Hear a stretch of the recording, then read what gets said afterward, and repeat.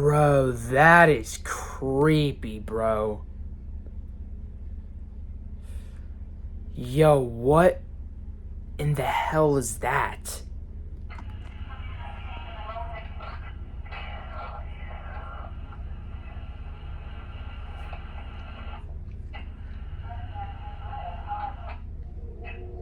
The man who was politely asking to speak with someone named Ray earlier was now threatening to end her life. What's worse is that this audio call wasn't a baseless threat or a troll. The person calling was later found out to be the Golden State Killer, one of the most infamous serial killers in US history. He terrorized California for over a decade, from 1974 to 1986, and operated across multiple counties, including Sacramento, Ventura, Santa Barbara, and Orange County. What made him more terrifying than most other serial killers was just how precise and thorough he was. Instead of committing the crime whenever he got the chance, he would often plan months in advance. He would stalk his victims, learning everything about their daily lives and routines to find the right opportunity. This also included surveying the area Weird around as their home fuck. to plan escape routes. Sometimes he would break into Weird his ass victims' homes motherfucker, bro. beforehand to unlock windows, unload guns, and plant the gear he was later going to use for the crime. He would also call his future victims many times leading up to the crime and threaten them, similar to the call you heard earlier. This was all a part of his act, with these calls serving as a way for him to mentally torment his victims ahead of time. When he eventually broke into their home for the last time, he would often tie them up and make himself at home, even cooking in their kitchen on occasion. Put simply, he was extremely confident in his planning, and unfortunately it worked. By the end of 1986, he had broken into different homes over 120 times, and in more than 64 victims, 3 of which were children. However, this 3 were chill. Oh my god, bro. Bro, this dude, bro. Get this dude out of here, bro. Bro, I really hope he got caught, bro. He better have gotten caught, man. Bro, he better have gotten caught, bro. Bro, that is actually so fucked up, bro. He better have gotten caught, man. authorities having tons of evidence against him, like fingerprints, footprints, masks, multiple rings, and many different sketches from witnesses, nothing led to a name. He would even call and taunt the police and families of his victims, daring them to catch him. But despite all this, the case remained cold for over 40 years. That is until the late 2010s, when a new kind of detective work changed everything. You see, Actually, good, bro. Please tell me he got caught, bro. This dude like, this is bad, dude. This is actually bad. He needs to get, dude. investigators already had plenty of DNA evidence from the killer. However, his DNA didn't match the limited samples they had in their database. But in 2016, a very distant relative of the Golden State Killer took a DNA ancestry test through one of the companies like 23andMe.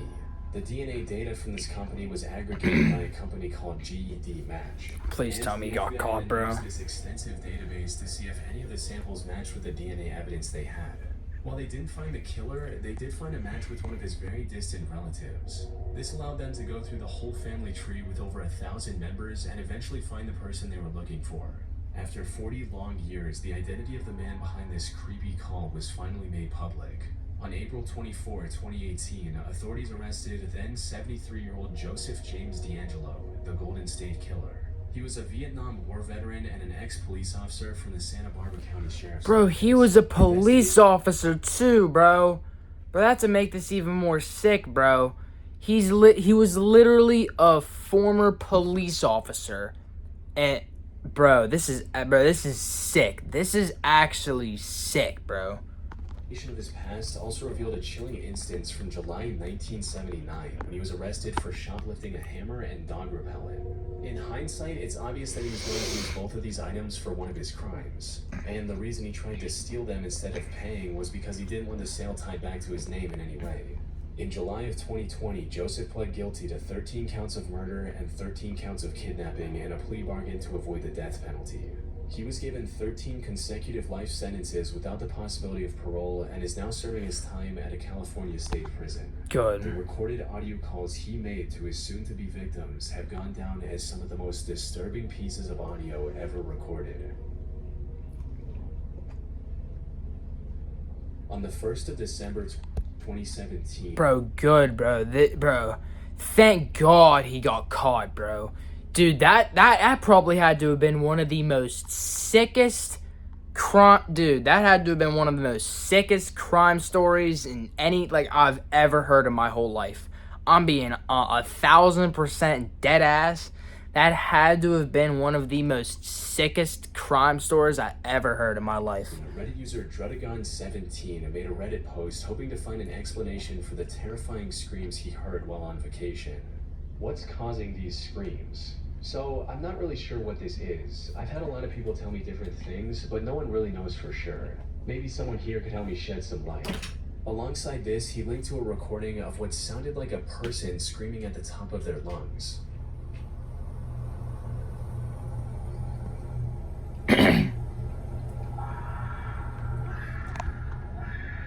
Is that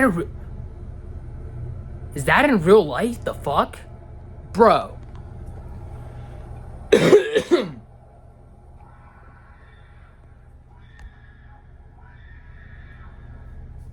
The OP then went into detail describing the What the fuck, circumstances dude? surrounding these What the disturbing fuck? noises, reading, earlier in the year, I went on a long road trip across the states, mainly visiting the national parks and a few cities along the way. Towards the end of the trip, we found ourselves staying in the small town of West Yellowstone. This appeared to be an ideal base whilst we explored Yellowstone National Park. We booked into a pretty creepy but cheap motel just off the main street for a couple of nights. Me and my fiance had one room, my parents another. On the first morning there, we planned to get up early, catch the sunrise, and hopefully spot some of the local wildlife. So our alarms were set for... Bro, it's crazy too, because this shit, like, that's happening right here, it's like there's explaining, bro. Some of this, bro, is even happening right now as I'm speaking, bro. Stories like this is even happening, like, as I'm speaking. Like, it's insane, dude. It's absolutely, it's just insane, and it's sick, bro. It's sick. Like, it needs to stop, bro. It needs to come to a stop, bro. At Needs to. about 4:45 a.m., I was woken by loud banging on the door, followed by crying and shouting. I instantly jumped out of my bed thinking the worst had happened.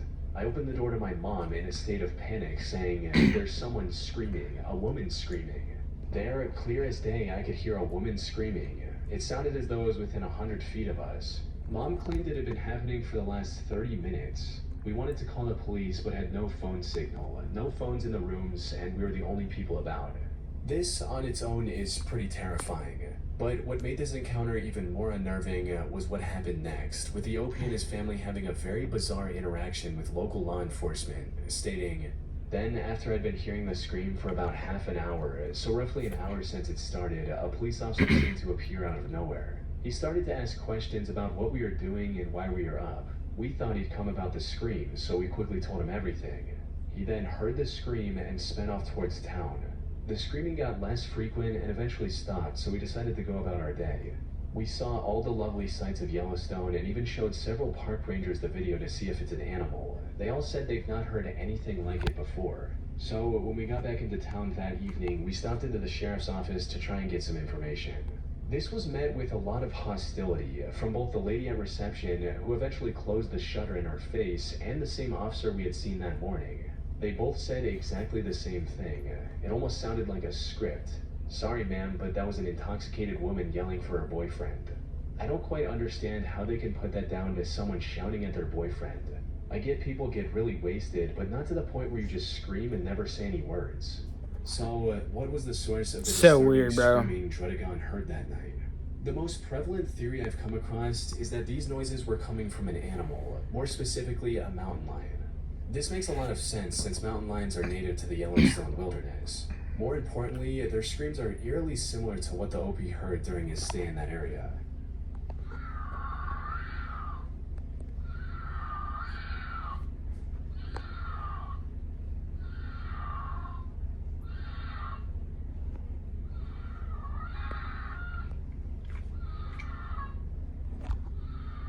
This is fucking crazy, bro. That said, This is it's insane. still possible that the police officers were telling the truth and that these screams were coming from an intoxicated woman. The pitch of the second scream in the OP's recording in particular is a lot more human-like than something coming from an animal.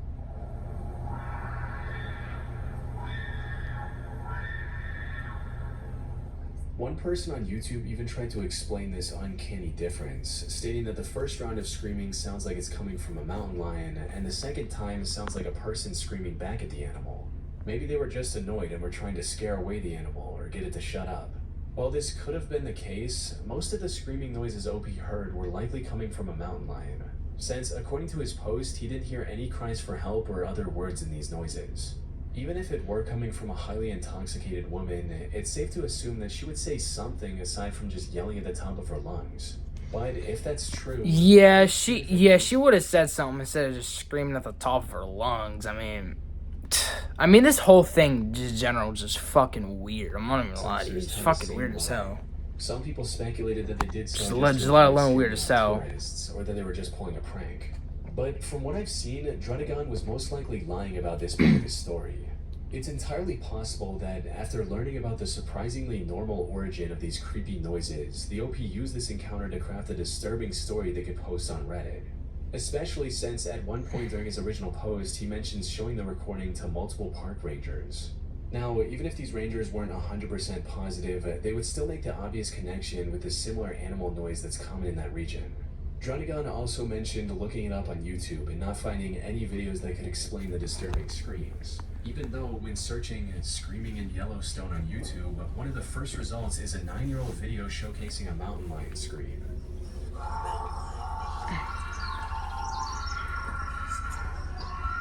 A 9-year-old video. It's been over 7 years since the original post, and Drudagon hasn't posted any updates since.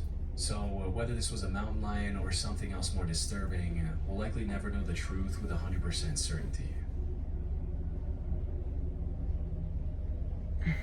I've always known how to fix things, but with psoriatic arthritis, I thought I felt God broken. damn it, motherfucker. Mornings were a nightmare. But it's not gonna control me anymore. With Bimzelx, Dude, I can't even, like, this is stupid, bro.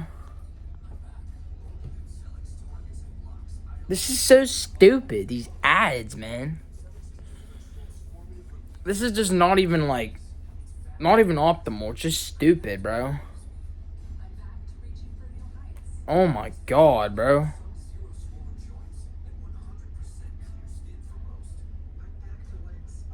Can't even film reaction vids, man, with these ads going crazy, bro.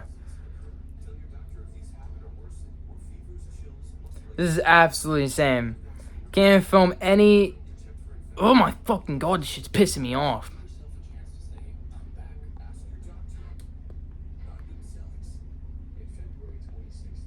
We really just watched a 40-second ad in this motherfucker. Shit pissing me off. Something else more disturbing, we'll likely never know the truth with 100% certainty. In February 2016, the residents of Forest Grove, Oregon began hearing a strange, high-pitched noise in the area.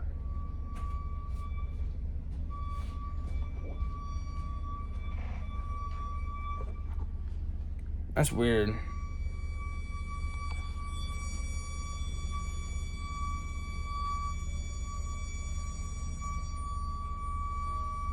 This eerie noise was limited to the city of Forest Grove and the wilderness surrounding it. It could only be heard for a few minutes at a time. It would Bro, begin what in the hell is this? and often late into the night before going away for a few hours. One of the most disturbing aspects of this noise was how quickly it spread to the entire city. Its tone was deeply uncomfortable, resulting in a lot of people calling the police in distress.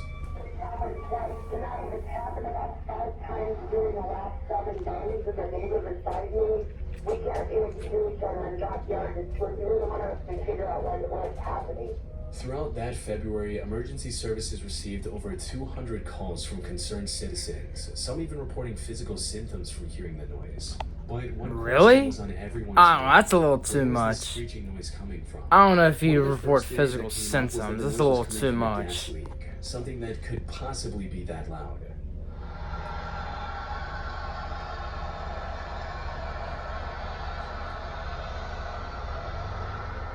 However, the Northwest Natural Gas Company quickly shut down this idea, stating that if there was a gas leak, they would have become aware of it already. Also, a gas leak sounds more like a jet taking off rather than the screeching sound reported. On top of that, they pointed out that if there was a gas leak big enough to cause this much noise, the smell of the leaking gas would spread throughout the city as well. Another theory that came up was that this was the result of trapped air and sewer lines escaping through a manhole.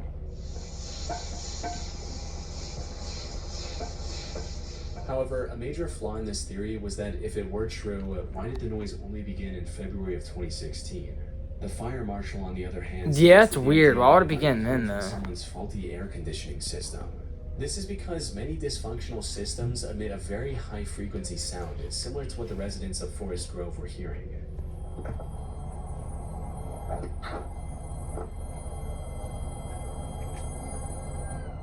The truth is, this noise could have been coming from any number of sources, including construction equipment or a broken emergency siren. Unfortunately, the sound appeared to be coming from all directions, making it pretty much impossible to find its origin and verify any of these theories. While everyone was desperately trying to figure things out, the daily noise was becoming more and more unsettling with each passing day. But the eerie noise then suddenly disappeared just as quickly as it had begun. Over 9 years later, That's so weird, bro. this strange noise is still an unsolved mystery.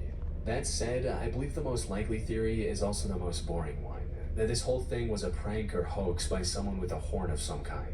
You see, after getting overwhelmed by the number of calls from Forest Grove residents, the local police station began investigating the phenomenon more seriously. Amid their search, they put out a statement warning any potential pranksters, reading, "While some might find it comical, interesting, and mysterious, it's unlawful if it's being done on purpose. If this is the case, the individual caught will face possible repercussions." A couple days after this statement came out, the noise Damn. vanished and hasn't returned since. Whoever was behind this realized that the prank was not worth the trouble and stopped. He did. He stopped. This is just a theory of its Man, own. he Unless realized. someone comes forward with a confession, Fucking dude I doubt we'll realized. learn the truth about the origin of this disturbing noise. Dude, that's March hysterical. 2nd, 2013, an anonymous user made an entry on 4chan talking about a creepy radio hijacking they experienced as a kid. The post read, "A creepy, I think, audio file which I've always been curious about. Back in 1994/1995, when I recorded this off of the radio, I told myself I'd never make a copy of the tape, having freaked myself out. But it's been sitting in the back of a desk drawer and in the back of my mind for 16 years now, and now I'm just curious. The weird stuff starts about 16 seconds in. Around 1995, I was about 15. I used to stay up late in my room listening to the radio on a boombox with an integrated tape recorder. I'd dial through the stations, and when I heard something interesting, I'd hit record for a while and then move on. One night, I came across this. I don't think this was the beginning of the broadcast, but I caught a lot of it.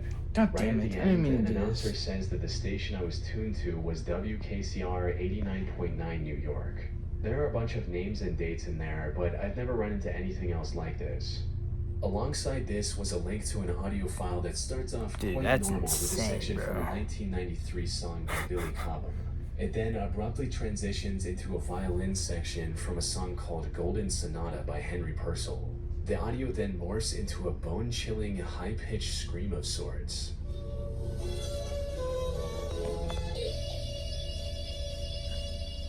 This alone is extremely creepy. What in the audio fuck? doesn't stop there. Soon after this high-pitched scream, it morphs into the sound of a woman taking deep breaths.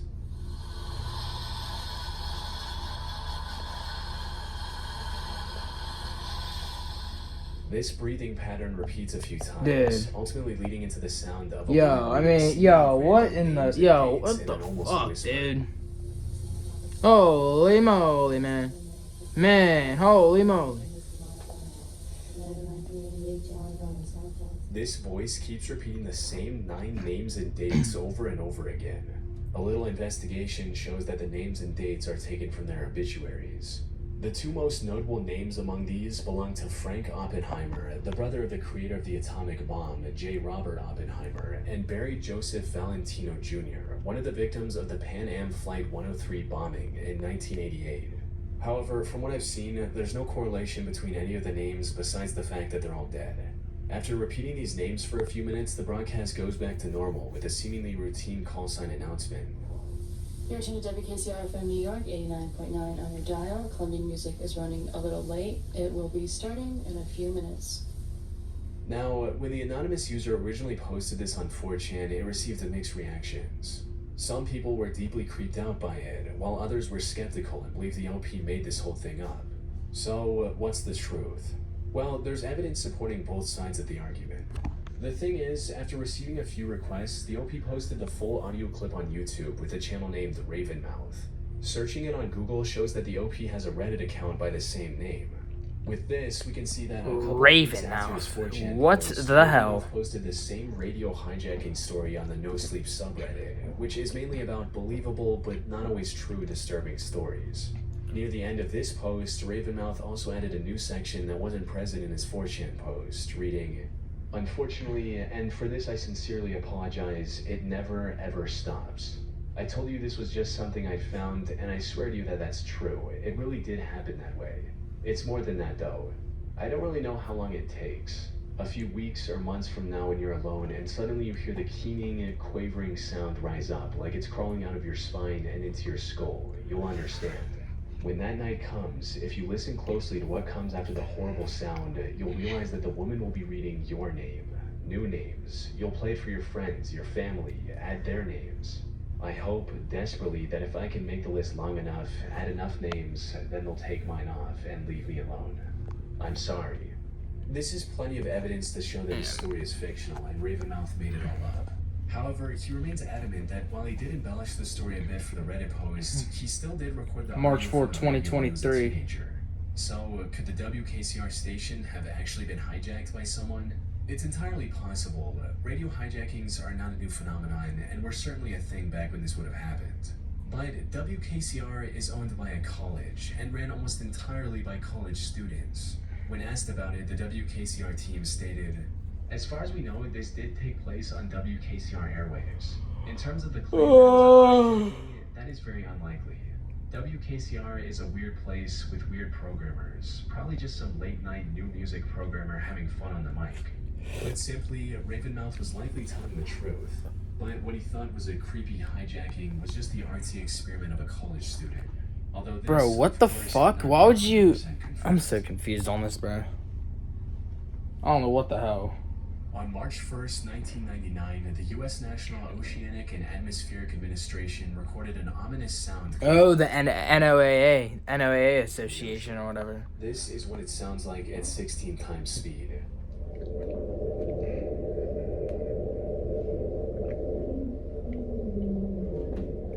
So that's coming from the ocean? This sound, named Julia, lasted for a whole 2 minutes Julia, and 43 what the hell? seconds, and was powerful Is that the enough sound to be named detected Julia? across the entire equatorial Pacific Ocean hydrophone network. What the fuck? Hydrophones Dude, I'm so were confused. Is that from the ocean? Underwater microphones. An underwater microphone. Who did that? Did Buddy want to hear the sharks out of the ocean? The fuck? Did he want to hear some fucking sharks into the ocean and shit? Converted to be used for general What the ocean hell? research. This network became popular in 1997 when it captured multiple strange sounds coming from within the ocean, including the now iconic bloop. What the fuck, dude? Bloop. That definitely sounds like bloop. Dude, this is... I don't... This ain't even... Oh, Official yeah. explanation, What the the fuck, sound heard dude? in this recording was caused by ice quakes and large icebergs, or by icebergs scraping the ocean floor. Julia was recorded nearly 2 years after this one. However, unlike bloop, it doesn't have an explanation. Due to the high loudness of Julia, scientists weren't able to pinpoint its exact location. One potential solution that's been floating on the internet for a while now is that Julia originated from underwater volcanic activity. Sadly, this theory falls apart quickly upon inspection. This is mainly because there was also recorded audio coming from an underwater volcano called Upsweep, and it sounds nothing like Julia.